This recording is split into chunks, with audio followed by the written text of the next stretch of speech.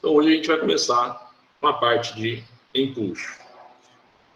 Primeiro ponto a gente levantar. Para que a gente vai estudar empuxo de terra? Né? Qual que é o conceito de empuxo que nós temos na nossa mente, na nossa cabeça? Tá? Vocês vão lembrar muito acredito que na Física 2, quando vocês estudaram hidrostática. A gente tinha lá o empuxo da água ali numa piscina, numa barragem, vários outros pontos. Tá?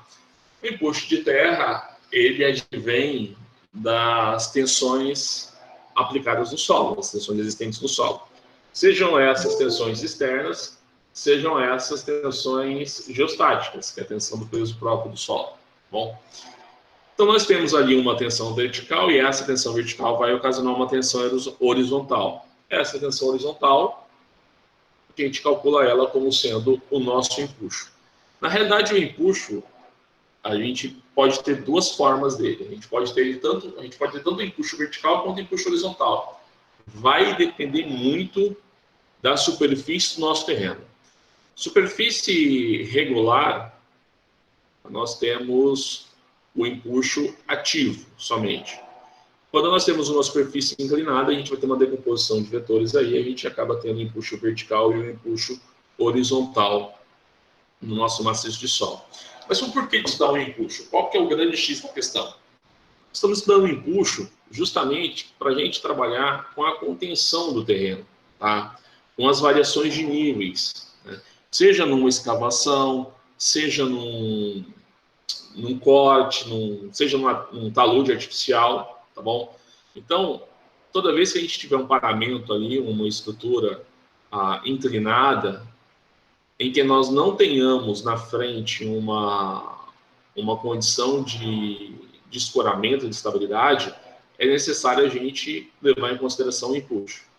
Eu digo escoramento no sentido de um maciço de solo ali, né? Então a gente tirou aqui, a gente desconfinou um maciço e nós não temos mais aquela condição de repouso, tá bom? Então, a gente vai aplicar muitos conceitos de empuxo no dimensionamento de estruturas de contenção. E o que são essas estruturas de contenção? São estruturas destinadas a conter massas de solo cujos paramentos se aproximam da posição vertical. Bom, são usadas para prevenir que o material retido assuma sua inclinação original. Ou seja, a gente está trabalhando para que não haja o desmoronamento, o deslizamento. Então, nós temos aí um exemplo de uma estrutura de contenção clássica, que é um muro de arrimo. Tá? Então, no muro de arrimo, nós temos aqui o nosso TARDOS, a nossa estrutura de contenção, tá? Base e topo. Então, nós temos aqui, ó, superfície do terrapleno, a montante do nosso barramento, da nossa contenção, topo, o muro, a base do muro, e o nosso TARDOS, o paramento aqui. Ou seja, neste sentido, tá? No sentido horizontal, quando a gente for trabalhar com a decomposição de vetores, o que vai acontecer? Nós temos aqui uma tensão que é igual a gama vezes H. Lembram disso? Essa tensão gama vezes H é o que a gente chama de tensão geostática, ou seja, é a tensão pelo peso próprio dessa própria massa de solo que nós temos aqui. Tá? Esse material, quando a gente for decompor, quando a gente for trabalhar, lembrando que o solo nós temos isso aqui, vários grãozinhos juntos, nós temos vazios entre eles, e quando nós temos um esforço advindo nesse sentido, o contato inclinado aqui vai fazer com que haja um esforço na vertical e um esforço na horizontal. Ou seja, nós temos tensão vertical e nós temos tensão horizontal. Tá? Este parâmetro, σH, quando a gente for analisar ele, vai gerar o que nós chamamos de empuxo horizontal.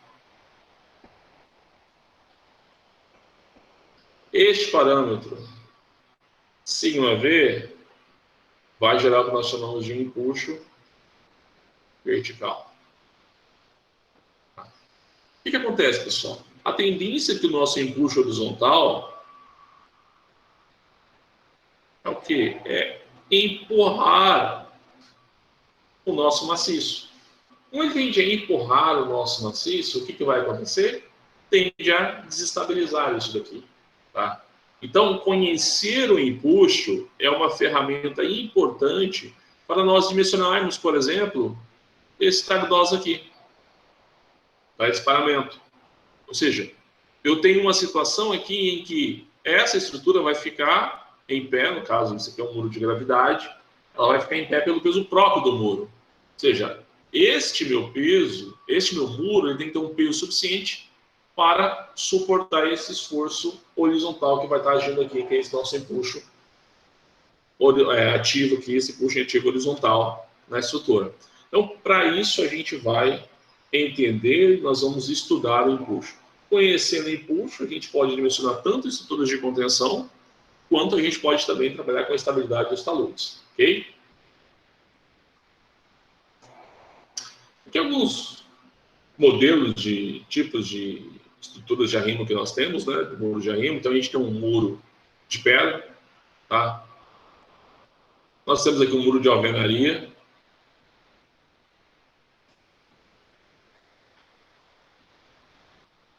Muro de concreto ciclópico. Então, o que é o concreto ciclópico? É a pedra de mão, que é o que vocês estão vendo aí, né? São os mataques.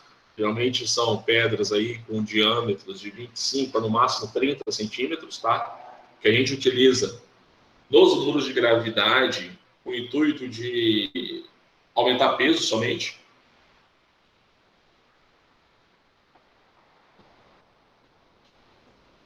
Estruturas de contenção um pouco mais sofisticadas, mais trabalhadas, né? Então aqui nós temos muro atirantado, né? Solo atirantado, solo pregado. E o que a gente vai fazer? É uma estrutura onde nós temos cordoalhas amarradas, e esse material ele é introduzido dentro do talude e injetado concreto, né? Então, ou seja, nós temos uma resistência à tração significativa aqui. Depois a gente faz um muro aqui na frente, como vocês estão vendo, mais com o intuito de proteção do que estabilidade. A estabilidade mesmo se dá através dos tirantes, né? Se a gente fosse desenhar, ficaria da seguinte forma. Eu tenho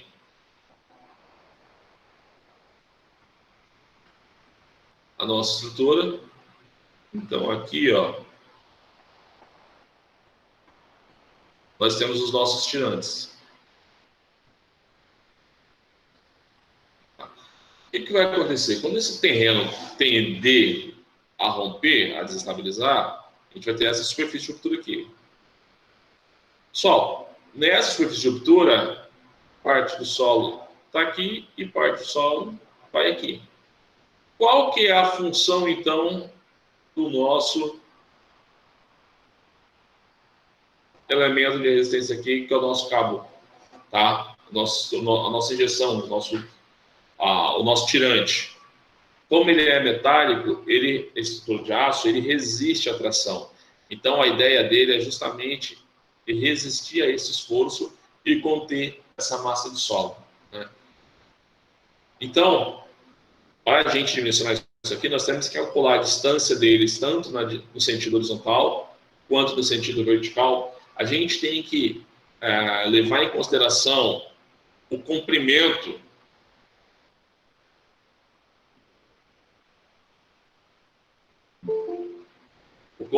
dele dentro da massa de solo, tá?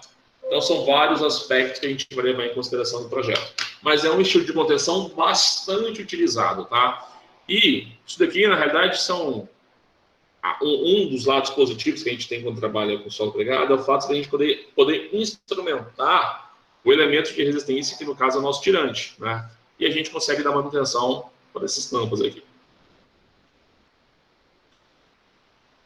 Aqui nós temos blocos, né? Aí existe uma infinidade de modelos de blocos diferentes, né? Nós temos aqui uma estrutura em que a gente tem esse bloquinho e no meio dele a gente tem um tirante de aço, né? E esse tirante de aço, ele é esticado você calcula também o comprimento dele, esticado, e você vai compactando em cima dele. Isso daqui não é para corte, isso aqui é para um talude artificial, que a gente vai trabalhando, né? Isso aqui é um bloquinho da Macaferri, né? Então você tem aqui um geotêxtil, né? Um geossintético, ele é fundido nesse bloco, você estica ele, vai compactando a camada de solo. Ele também tem uma resistência à tração considerável, né? Esse formato aqui é porque o pessoal costuma encher isso daqui de solo e plantar, né? Nós temos aqui as nossas geogrelhas, também é um material que tem uma resistência considerável à tração, tá? Mas a gente vai aplicar ela também em taludes artificiais que estão sendo levantados.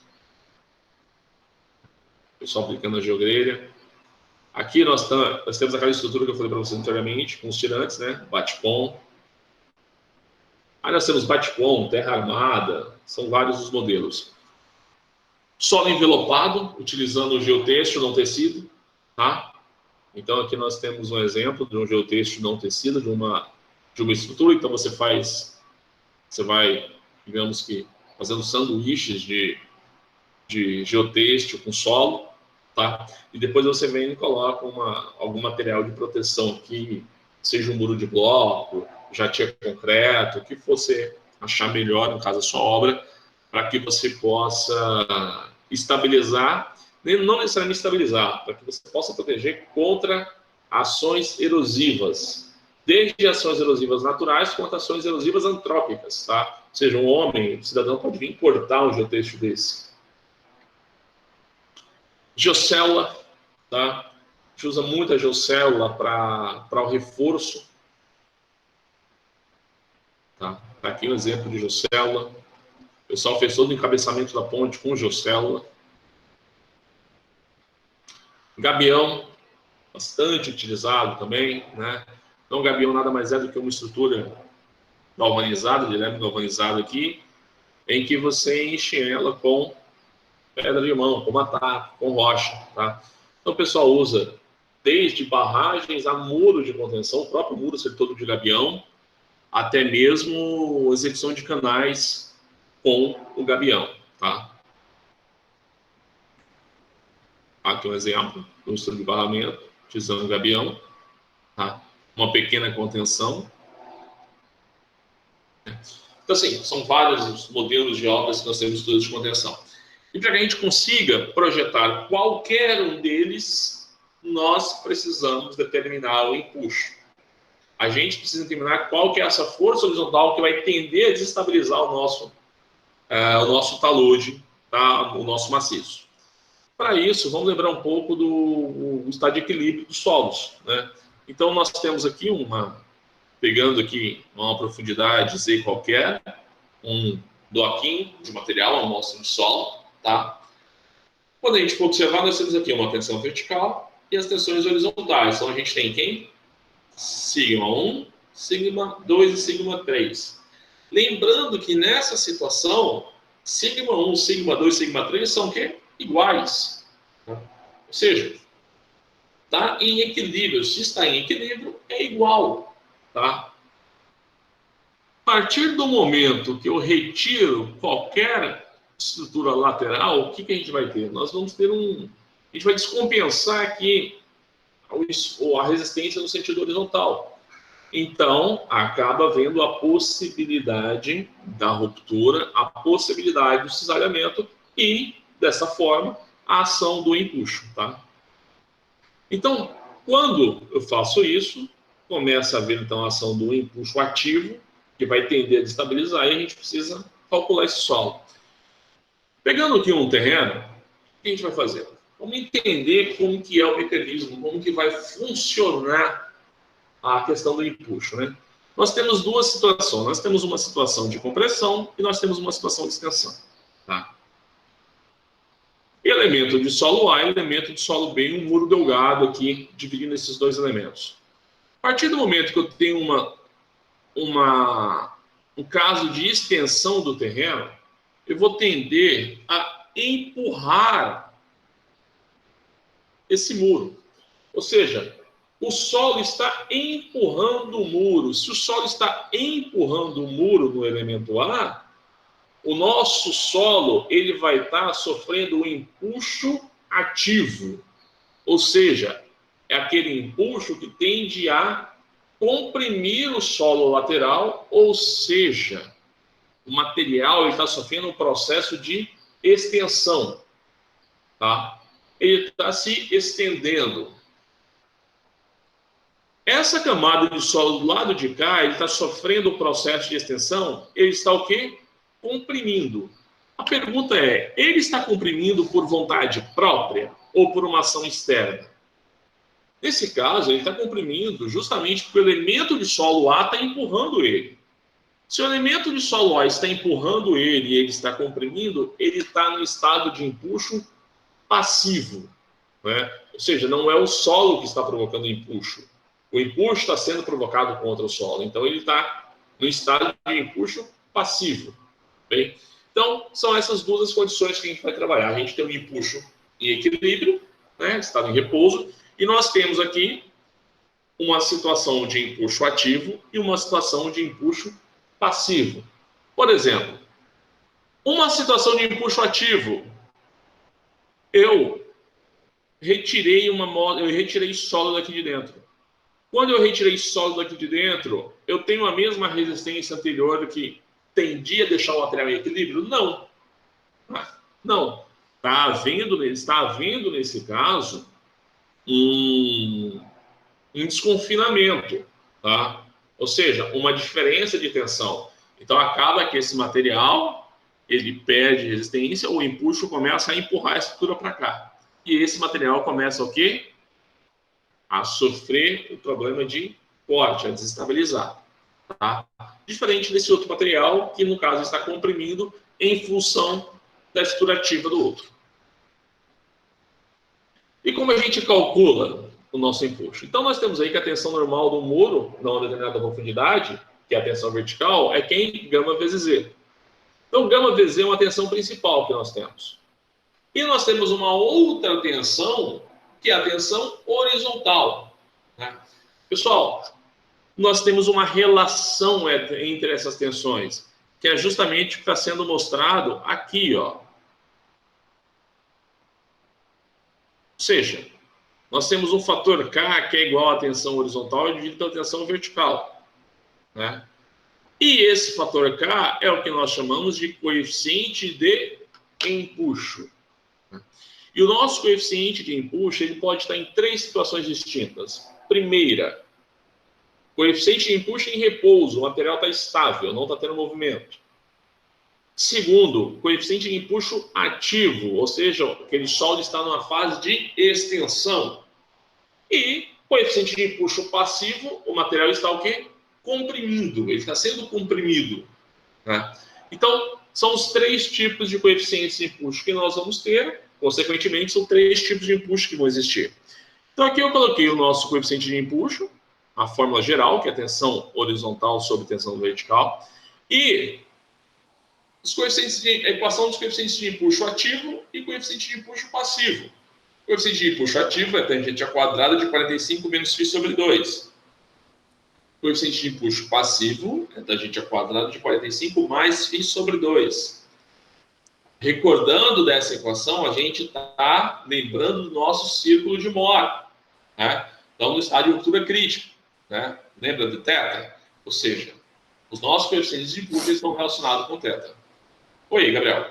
Professor, essa situação de empuxo passivo, ela sempre vai ser causada pelo próprio solo? Não, o senhor falou que acontece que quando é retirada uma parte do solo, né? Aí ele se desestabiliza e acontece Esse é o ativo. Esse é o ativo. Ah, entendi.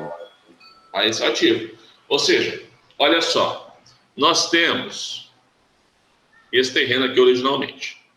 Não, desculpa.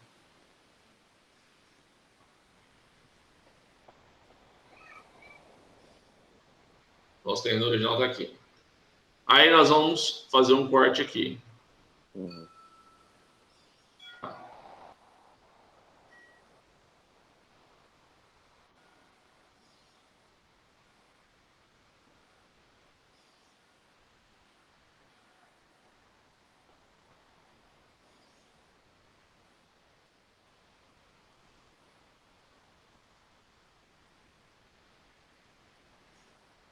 fizemos uma escavação.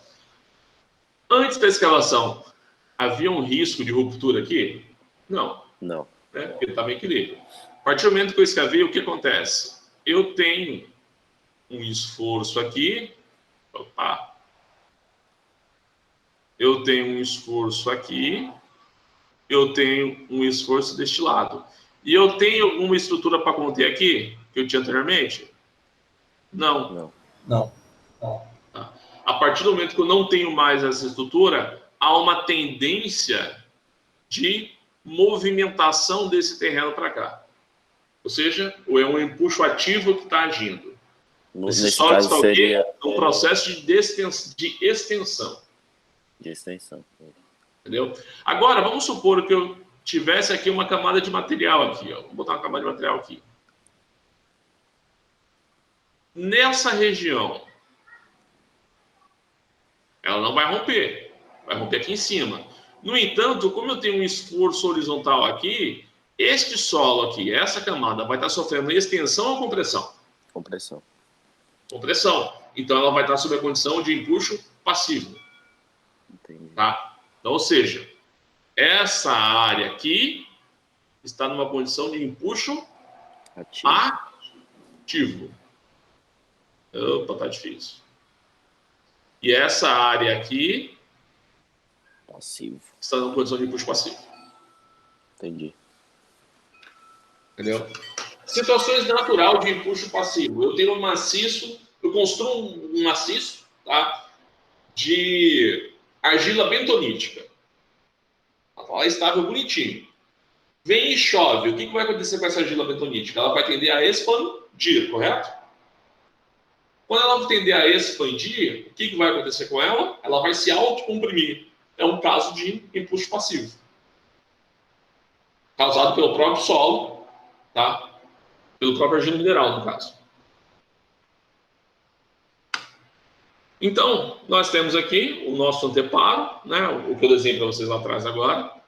Nós temos aqui a nossa estrutura, a gente tem um anteparo vertical aqui, a gente tem um muro delgado e uma altura qualquer. O nosso empuxo, ele é decorrente justamente dessa profundidade e do peso dessa camada de solo. Professor, se eu tivesse uma edificação aqui, também ela estaria ocasionando um impacto aqui. Tá? Então, pessoal, o que vai acontecer? Quando eu desconfino esse material, eu vou tender a inserir aqui um empuxo ativo.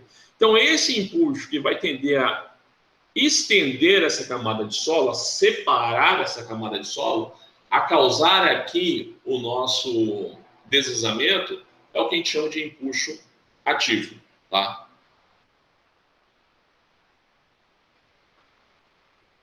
Se essa estrutura voltasse, se tivesse algum outro ponto, se enchesse aqui de água, o que vai acontecer? A água vai empurrar para cá. Eu vou ter a existência do empuxo passivo dentro da camada de solo. Né? Então, aqui é só uma síntese do que a gente acabou de falar. Então, quando uma massa de solo é depositada por um processo natural ou artificial, o valor K tem um valor K0 intermediário entre K e Kp. Então, ou seja, o meu valor K0, que é o empuxo em repouso, ele é um intermediário entre o empuxo ativo e o empuxo passivo. Ele está entre os dois. Então, vamos entender da seguinte forma. Eu tenho um no lado vertical, eu tenho um sentido no lado negativo, um lado positivo, porque são sentidos opostos. Tá? E no meio, no eixo zero, estável, eu tenho um empuxo em repouso. Né? Então, o nosso coeficiente intermediário K0 é o nosso estado de repouso.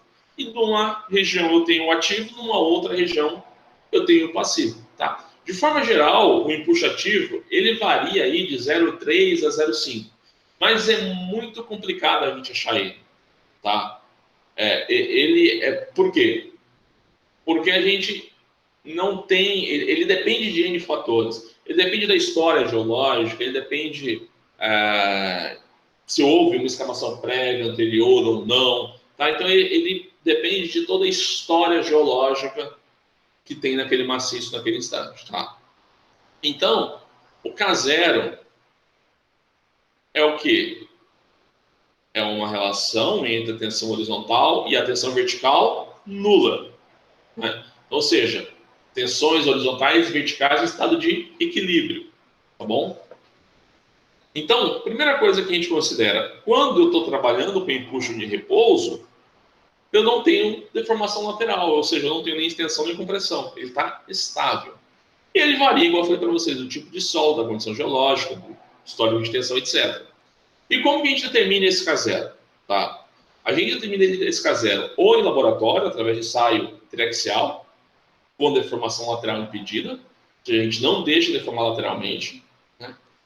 Ou com ensaios pressiométricos, ou através de relações empíricas. Aí existem N relações empíricas, que vêm do quê? Vêm justamente de você fazer ensaios de campo e ensaios de laboratório e cruzar com informações do campo. Tá? Dentre as várias relações de coeficiente que nós temos, relações empíricas para o coeficiente de repouso que nós temos, existem duas que são bastante trabalhadas, né? A relação proposta por Jarque e uma relação que trabalha com o coeficiente de Poisson. Então, nós temos uma em que K0 é igual a 1 menos seno de Φ', né? Quem é Φ'? É o ângulo de atrito em termos de tensões efetivas, né? E nós temos K0 em relação ao coeficiente de Poisson, que nada mais é do que o coeficiente de Poisson dividido por 1 menos o coeficiente de Poisson, tá? Então, aqui são duas que a gente destaca. Existem outras? Existem. Existem K0 igual a 1 menos seno de Φ dividido por 1 mais seno de Φ. Existem inúmeras, tá? De forma geral, essas duas são bastante trabalhadas.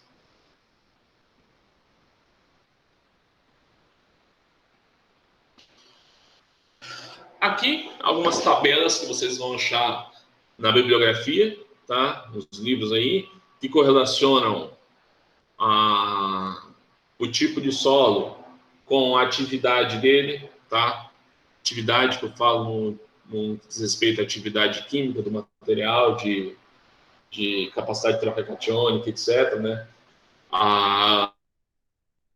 Que relacionam o limite de liquidez e espacidade, tá? Então, nós temos, ó, areia compacta com índice de vazios igual a 0,6, K0 0,49. Areia média com índice de vazios igual a 0,7, 0,52 o K0. Só qual a probabilidade de eu pegar um terreno arenoso agora e encontrar o valor do índice de vazios igualzinho que está aqui nessa tabela? Ela é pequena, tá? Então, são alguns valores tabelados, são algumas relações. Acaba que a melhor forma da gente encontrar o K0 é através dos ensaios, bom? Então, existem várias relações aí que vocês vão encontrar na bibliografia.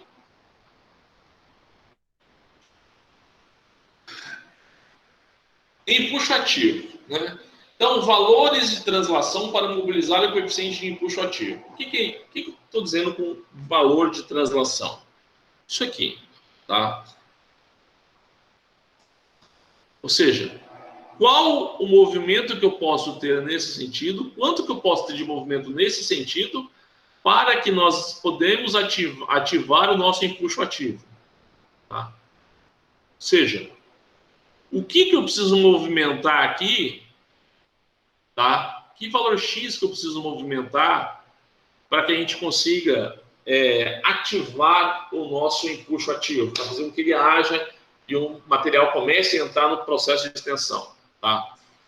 Solos sem coesão, compacto, areia, 0,1% da altura a 0,2% da altura. Então, ou seja, se eu tenho 10 metros de altura, tá? Então, se eu tiver aí 0,1%, vai dar 1 centímetro de deslocamento, correto? 1 centímetro, vamos lá, 10 metros são 1.000 centímetros, 1%, 10 centímetros de deslocamento, tá? Se aquele material deslocar 10 centímetros, já é o suficiente para poder ativar digamos que a extensão, o processo de extensão, ou seja, o risco de instabilização de deslizamento ali. Solo sem coesão fofo, 0,2 a 0,4. Professor, por que é maior? Porque quando o solo é fofo, a areia, o que vai acontecer com ela? Primeiro eu vou preencher os espaços vazios, depois que eu preencher espaços vazios, que a gente vai entrar no estado de plastificação, né? De ruptura. Solos coesivos rígidos, argilas rígidas, de 1 a 2%. Solos coesivos moles, de 2 a 5%. Vocês ouviram falar que a gente nunca pode... nunca. Ouviram falar que a gente sempre deve escorar com manilha um poço em solo arenoso? É justamente por isso. Olha a diferença que eu tenho de possibilidade de movimentação entre um solo arenoso e um solo argiloso, um solo coesivo. Tá? Ela é muito grande. Então, ou seja, se 0,1% da profundidade que eu estiver trabalhando movimentar já é o suficiente para desmoronar. Já no solo argiloso, não, precisa de 1%. Então, ou seja, de 1.000 centímetros, de 1.000 centímetros, a gente consegue aí trabalhar com 10 centímetros. Desculpa, que era 1 centímetro aqui, e aqui eu posso deslocar até 10 centímetros, né? Então, ou seja, o risco é muito maior em solos arenosos do que em solos argilosos, justamente pelo fato de a gente não ter a coesão agindo ali. Tá? Então tá aqui, ó. Movimentação nesse sentido, Y, tá? Ativo.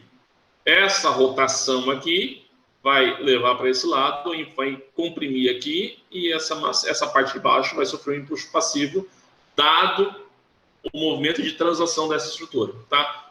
O movimento de empuxo passivo aqui, eu não tenho ativo, apenas uma estrutura, algo que eu tenho que vir empurrar esse material. Olhando esse gráfico, então nós temos aqui, ó, K0, a gente tem expansão e a gente tem compressão, tá bom? Então, ou seja, para que ocorra a expansão, a probabilidade ela é muito maior do que para ocorrer a compressão. Então, ou seja, é muito mais fácil que no solo haja um empuxo ativo atuando ali do que um empuxo passivo. Até por isso que a gente utiliza o empuxo ativo como parâmetro de projeto. A gente pouco trabalha com empuxo passivo. Tá? Tem que ser uma condição muito especial para a gente usar o empuxo passivo. Né? Então, olha só, o coeficiente de empuxo. Coeficiente de empuxo passivo, solo sem coesão, 3 a 14, em repouso 0,4 a 0,6, ativo 0,3 a 0,22. Solo coesivo, passivo 1 a 2, repouso 0,4 a 0,8 e ativo 1 a 0,5. O que eu estou dizendo? Pessoal, qual que é a equação que a gente tem do K, que eu falei lá atrás? K é uma relação, K é igual à tensão horizontal sobre a tensão vertical, a gente viu lá atrás. Bom, ou seja, a minha tensão horizontal é igual a K vezes a minha tensão vertical. Pessoal, é comum que a nossa tensão vertical ela seja sempre maior que a nossa tensão horizontal, que a carga está vindo nesse sentido. Para que haja o empuxo passivo, nós temos que ter o quê? Nós temos que ter que a nossa tensão horizontal ela possa ser, por exemplo, de 3 a 14 vezes maior que a nossa tensão vertical. Ou seja, isso é muito mais difícil de acontecer. Bom? Só um minutinho, pessoal, por favor.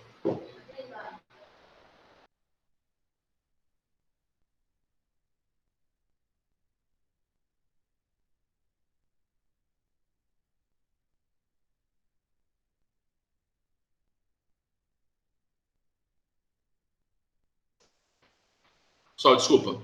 Chegou meu filho veio aqui na sala. Continuando, então.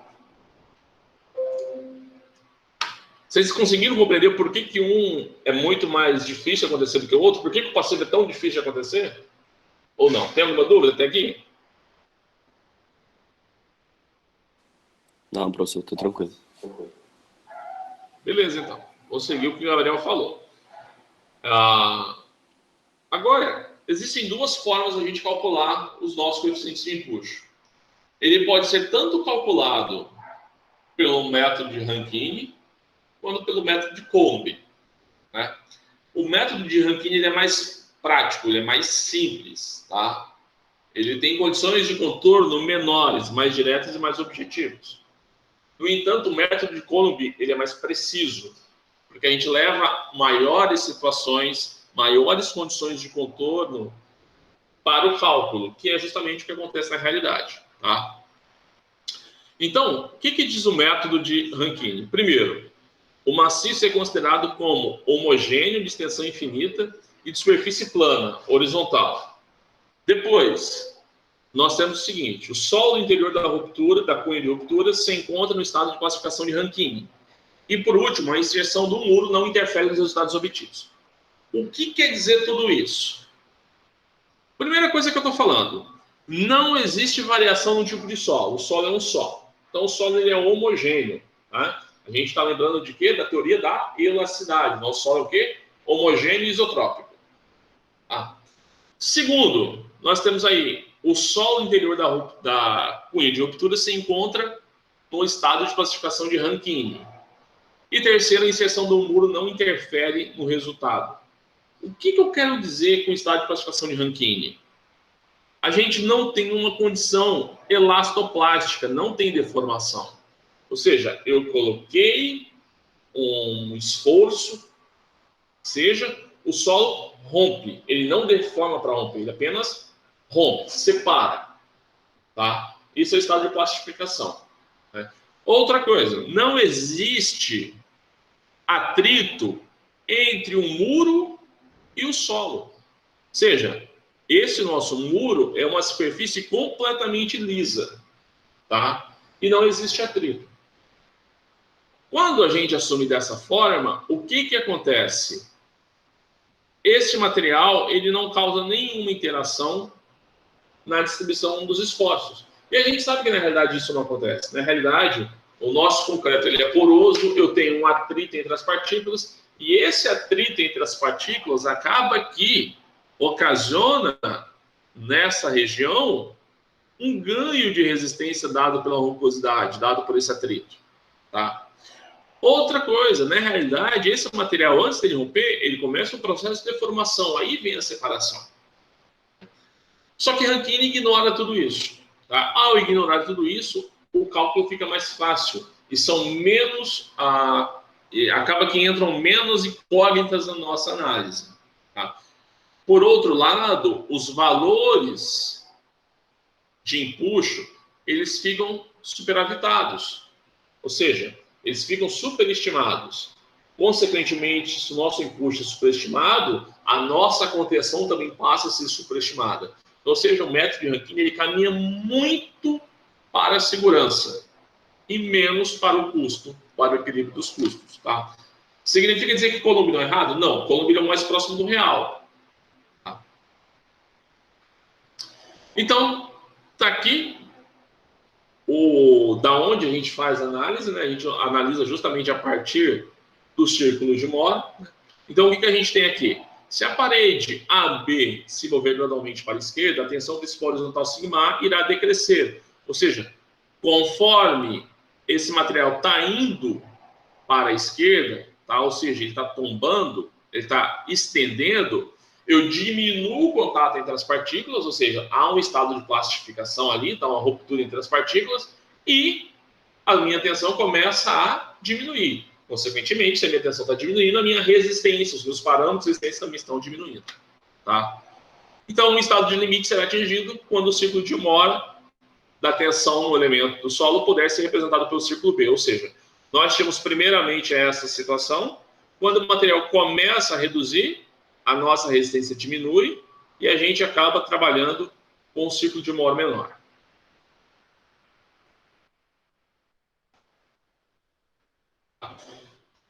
Isso é um exemplo do método de Coulomb. Se nós fôssemos considerar aqui o contato entre solo e estrutura e o estado elastoplástico do solo, nós teríamos essa forma.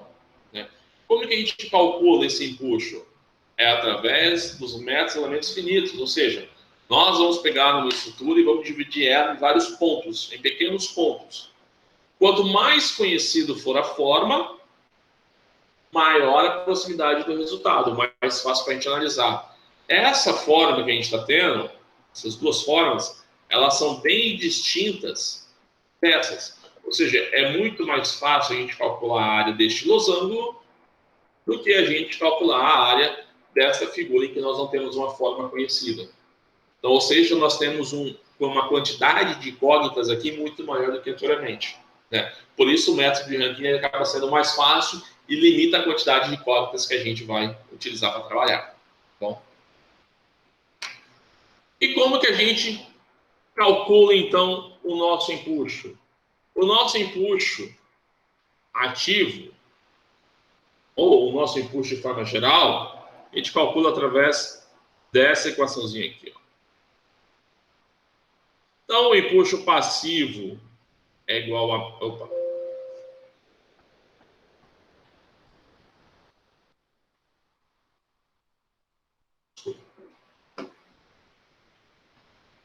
O nosso empuxo passivo, ele vai ser meio de Kp, que é o coeficiente de empuxo ativo, vezes gama, vezes H ao quadrado. E se for ativo, esse daqui, isso foi em repouso, professor. Empuxo em repouso é zero, é igual a meio de K0, que multiplica gama vezes H ao quadrado. Ah. Da onde vem essa equação, pessoal? Eu gosto sempre de trabalhar com a dedução do empuxo, da equação do empuxo, através do gráfico. Por quê? Para me usar isso daqui, a gente tem que considerar o que Rankine fala, que o nosso solo ele é homogêneo. Eu não tenho variação de solo. Mas na realidade isso acontece? Não, não acontece. A gente tem solos distintos, camadas de solos diferentes. Significa dizer então que eu nunca vou poder usar o método de Rankine? Não, eu posso usar. Só que aí a gente começa a analisar o nosso empuxo através do gráfico da tensão. Como que é isso? Olha só. Eu tenho um terreno qualquer.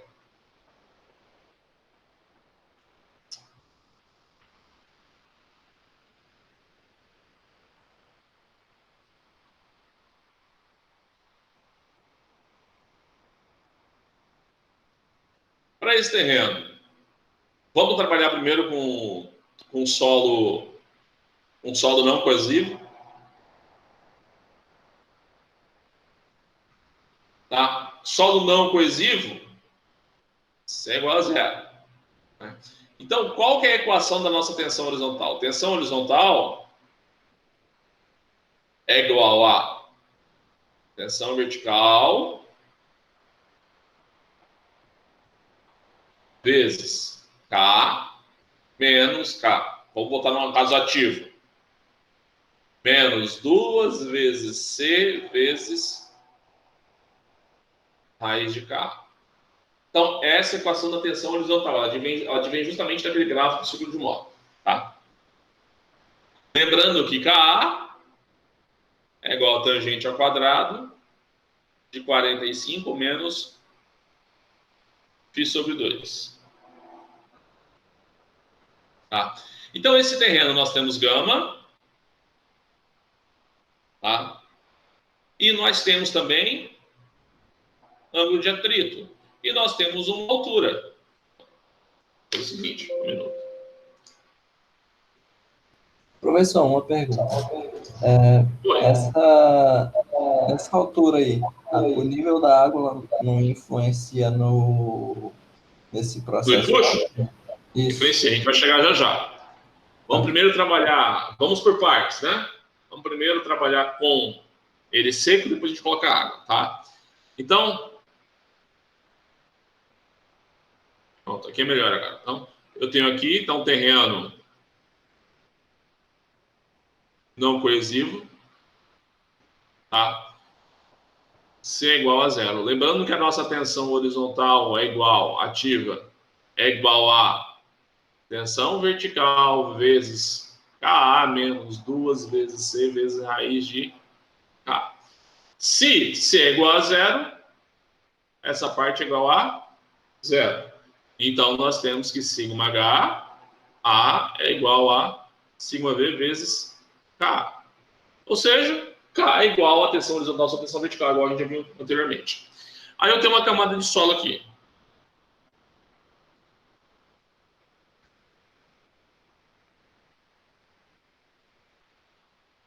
Eu tenho uma altura H, tá?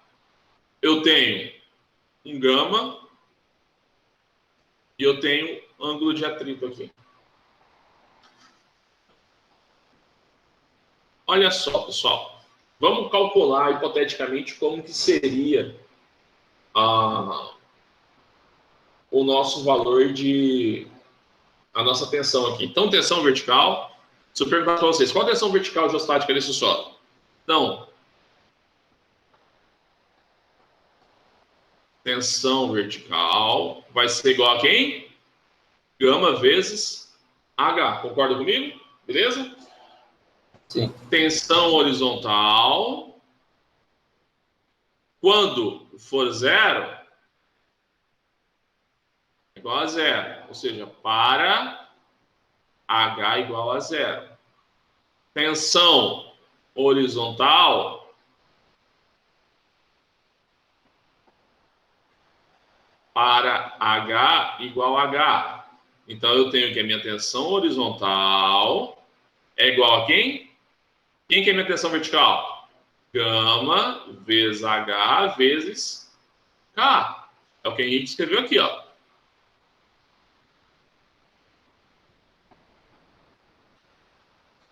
Vamos fazer esse gráfico aqui. Como ficaria? Então, eu tenho a altura H. Aqui nesse ponto, no início, quanto que vale a minha tensão horizontal?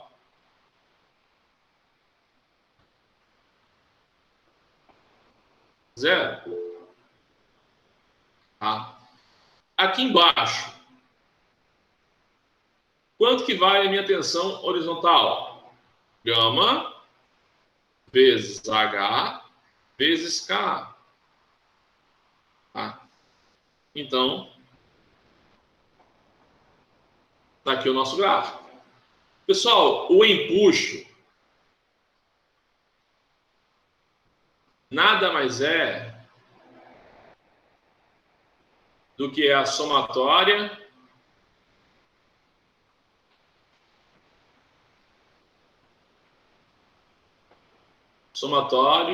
das áreas dos gráficos de tensão horizontal. Ou seja, esse gráfico ele tem que forma? A fórmula de um triângulo. Qual que é a área de um triângulo? A área do triângulo é igual a quem? Base vezes a altura dividido por 2. Né? Ou a área é igual a meio que multiplica base vezes altura. O empuxo é igual a quem? Meio que multiplica. Pessoal, quem que é a minha base? Gama vezes H vezes K. Quem que é a minha altura? H. Quem que é o empuxo ativo? Meio de gama vezes K vezes H ao quadrado. Olha só que coincidência agora.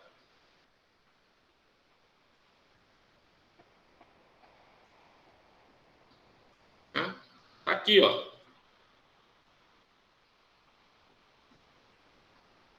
Empuxo ativo é meio de K vezes gama vezes H ao quadrado. Ou seja, pessoal, o empuxo nada mais é do que a área do nosso gráfico de tensão horizontal. Então, se a gente fizer o nosso gráfico de distribuição de tensões normais, como a gente fazia para tensão vertical, a gente vai achar a nossa área. Tá? Achei a minha área, eu vou achar o valor do meu empuxo. Ou seja, você não precisa decorar a fórmula. É só lembrar que o empuxo é a somatória da área da tensão horizontal. Aí nós temos as duas situações aqui. Se o solo for coesivo, então, menos 2 vezes C, vezes H, vezes raiz de Ka. Da onde que vem isso daqui? Vamos voltar para o nosso rascunho lá.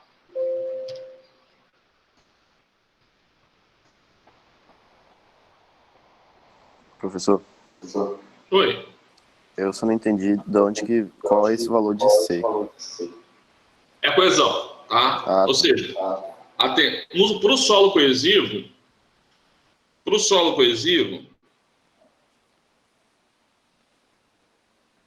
a gente vai calcular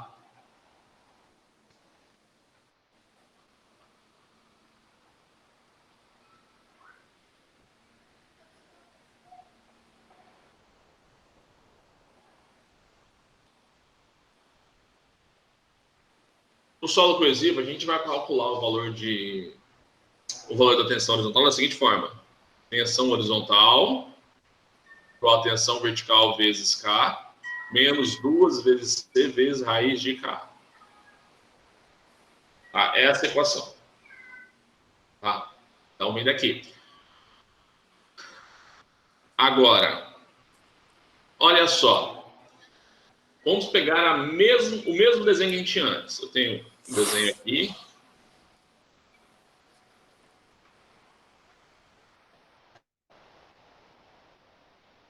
Eu tenho gama.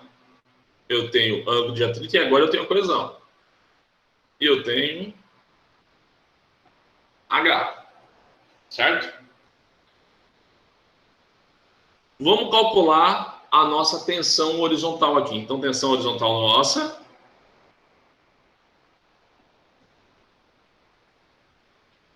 para H igual a 0. Pessoal, a nossa tensão para H igual a 0.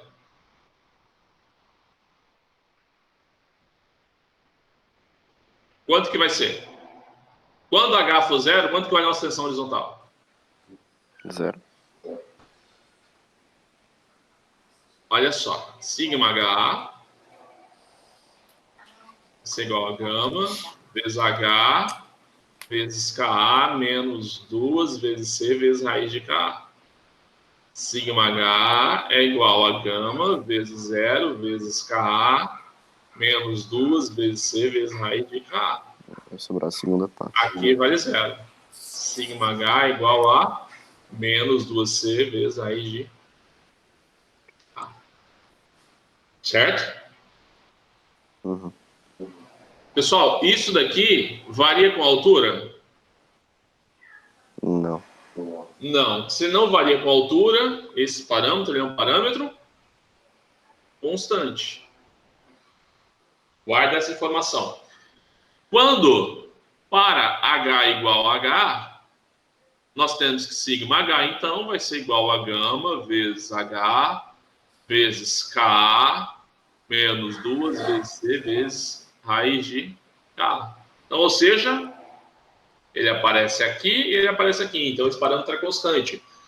Nós temos o que, então? Nós temos um gráfico da seguinte forma. Eu tenho um gráfico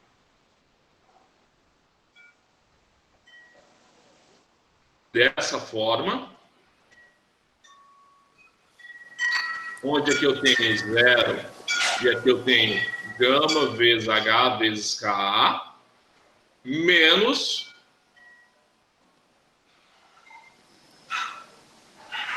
um gráfico constante de 2 vezes C vezes raiz de Ka, e a altura H aqui, a altura H aqui. Ou seja, isso aqui para a gente é constante. Então, se eu for calcular isso aqui agora, a área desse gráfico, o que a gente tem aqui? A gente tem a somatória de duas áreas, não é? Que áreas nós temos aqui? Nós temos um triângulo e nós temos um retângulo. Então, nós temos que a nossa área total vai ser igual a área do triângulo mais a área do quadrado. Então, a nossa área vai ser igual a meio que multiplica base vezes altura, mais base vezes altura. Então, nosso empuxo ativo vai ser quem? Meio que multiplica a minha base, gama vezes H vezes K, pessoal, mais 2 menos 2 vezes C vezes raiz de K vezes H. Ou seja, A vai ser igual a meio de gama vezes K vezes H ao quadrado, mais com menos, 2 vezes C vezes raiz de K vezes H. Tá? Ou seja, pessoal, é a mesma coisa que está mostrado para vocês aqui. Conseguindo enxergar, então, de onde vem o cálculo do empuxo? Nada mais é do que a somatória das áreas. Tá? Então, se eu der qualquer modelo tipo de solo com camadas distintas, agora vocês conseguem calcular o empuxo. Tá? Tiago fez uma pergunta, professor, e a água? Como que fica a água aí? A água vai ficar da seguinte forma. Vamos lá agora.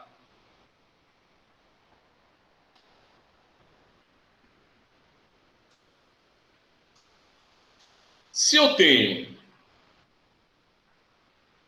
vou botar que seja coesivo aqui. Meu terreno está aqui.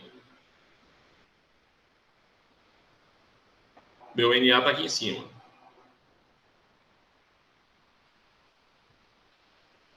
Eu tenho gama, eu tenho C, eu tenho Φ, eu tenho H. Tá. Vamos dar valor aqui. Gama é igual a 21 kN por metro cúbico. C é igual a 5 kPa.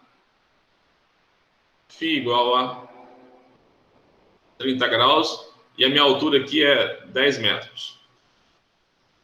Sempre que a gente for fazer análise de impulso, de qualquer parâmetro de resistência, a gente trabalha em termos de tensões totais ou em termos de tensões efetivas? Hein? Seria efetiva? Efetiva sempre, né? Não lembra adensamento efetivo, cisalhamento efetivo? A gente sempre está buscando parametrização efetiva, que é o real do solo. Então, se a gente for calcular isso aqui agora, a gente vai ter da seguinte forma, ó. Eu tenho, primeiramente, dentro desse solo, eu tenho solo mais água. Solo, eu tenho um coeficiente de empuxo qualquer que eu preciso descobrir. Meu carro.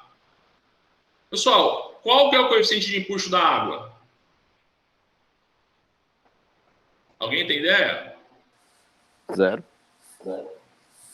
Se eu pegar uma garrafa d'água, colocar uma carga em cima dela, ela vai deslocar lateralmente? Se eu não tiver nada que... Eu vou gerar força nas laterais? Empuxo hidrostático lateralmente, no sentido horizontal? Vou. Sim. Então já não é zero. Tá? A água tem poros, tem vazios? A gente considera que a água é um material poroso? Não. Não. Não. Então o coeficiente de empuxo da água é 1. Ou seja, se eu coloco uma carga em cima, vertical, a mesma carga ela vai se dar nas laterais. Então, K da água é igual a 1. Ou seja, se o solo tem um K diferente da água, eu tenho que separar esses dois na hora de calcular. Né? Então, na hora que eu for calcular, a gente tem isso daqui, ó. Então, qual que é a tensão efetiva?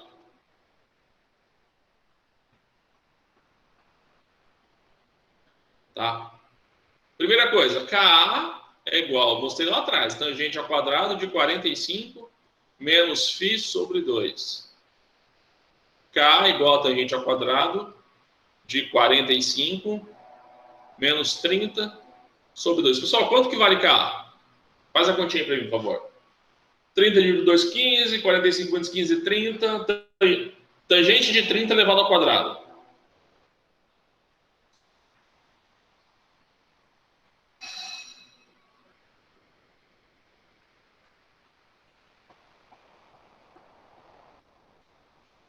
Alguém tem um calculador aí? Acho que é 0,33. Então, 0,3333 e vai embora, tá? A gente costuma trabalhar com 3 casas decimais. Bom, então, tá fácil agora, olha só. Minha tensão efetiva vai ser, esse é o meu KA. Então, sigma linha vertical vai ser quem? 21 menos 10 vezes a minha altura, que é 10. Sigma linha V vai ser igual a 11 vezes 10. Sigma linha V igual a 110. Tá? KPA.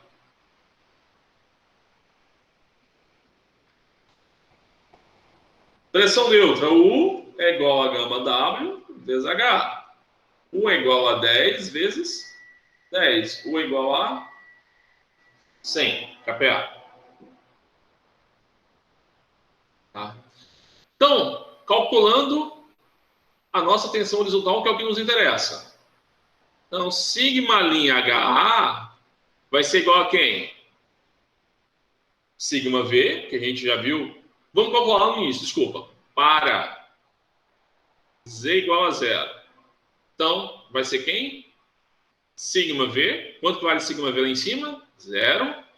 Vezes Ka, que vale 0,333, menos 2 vezes 5 vezes raiz de 0,333. Sigma linha HA 0 vale quanto?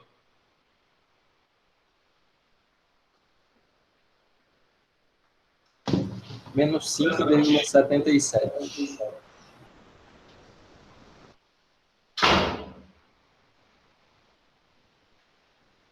Desculpa, 5,77? Menos. Menos 5.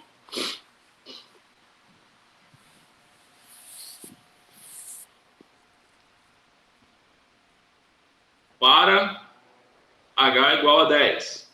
Então, sigma linha HA 10 vai ser igual a quem? 110 vezes 0,333 menos 2 vezes 5 vezes 0,333. Sigma HA10 30,86. 30,86 kPa. Ah. Pessoal, qual que é a minha pressão neutra na horizontal? Ou igual a 100, porque K é 1. Pronto, agora é só montar o nosso gráfico. Tá? Vou apagar tudo aqui. Anotem esses valores para a gente, por favor. Então, menos 5,77, 30,86 e 100. Então, nós temos aqui o nosso gráfico. Tensão horizontal. Menos 5,77, 30,86.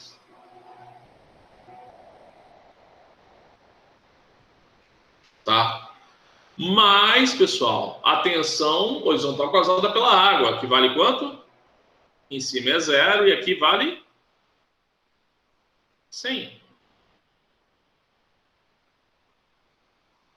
Tá? O empuxo é a somatória dessas áreas aqui. Então, nós temos área 1, área 2, área 3. Se nós não tivéssemos a água, esse valor seria essa área aqui menor. Ou seja, a água ela causa um impacto gigantesco no empuxo para a gente. Por isso a água é tão complicada quando a gente trabalha com estabilidade de taludes, tá? Quando a gente trabalha com contenção, tudo isso. Aí vocês calculem a área agora. Professor, essa área 3 aí, ela não existiria, então, caso ela não tivesse água? Não existiria. Tranquilo. Ela só existe aqui porque eu tenho água. Se eu não tenho água, ela não existe. Tá? Ou seja, o empuxo ele é muito menor. Tá? Então, quem é ZC? ZC é uma profundidade crítica em que a gente tem uma estabilidade no solo argiloso. Né? Então, até essa profundidade aqui, o solo argiloso ele ainda é estável. Eu posso escavar sem precisar de contenção. Tá? E aqui, quando o nosso terreno ele for inclinado. Então, sempre que o nosso terreno for inclinado, o nosso empuxo ativo vai ser calculado como sendo cosseno de I menos raiz quadrada de cosseno quadrado de I menos cosseno quadrado de φ sobre cosseno de I mais raiz quadrada de cosseno quadrado de I menos cosseno quadrado de φ. Lembrando que cosseno de φ é o ângulo de atrito, nosso φ é o ângulo de atrito, e I é a inclinação desse talude. Nesse caso, a gente vai ter um empuxo inclinado. Então, a gente vai ter uma decomposição de vetor, o nosso empuxo resultante inclinado. A gente vai ter uma decomposição de vetor, tendo empuxo tanto na vertical quanto na horizontal. Bom? E, por fim, está aí o efeito da água, que a gente acabou de discutir. Ou seja, a gente considera no gráfico do empuxo a nossa água parte. Ela está separada aqui do nosso gráfico do empuxo. Né? E aqui nós temos o que nós chamamos de gama... Opa, desculpa. E aqui a gente tem o que a gente chama de gama submerso, que é quem? Gama saturado menos o gama da água. Tá? Ou seja, a gente tem um aumento significativo na parcela do empuxo, dado pela presença, pelo efeito da água no empuxo. Bom, pessoal, é isso. Eu vou fazer uma lista, vou passar uma listinha de exercícios para vocês hoje, para vocês praticarem e ir tirando dúvida comigo ao longo da semana. Tá? Beleza, professor. Beleza. Alguém tem alguma dúvida? Não. Então, tá. Até agora não. Eu vou passar a lista de exercícios para vocês ainda hoje, tá? Até Beleza. chegar a lista. Até o meio-dia eu devo passar para vocês. Ok? Beleza. Tranquilo. Gente, muito obrigado. Tá? Um abraço para vocês. Bom final de semana. A gente vai se falar. Beleza? Um abraço. Até mais. Tchau, tchau. Tchau, tchau.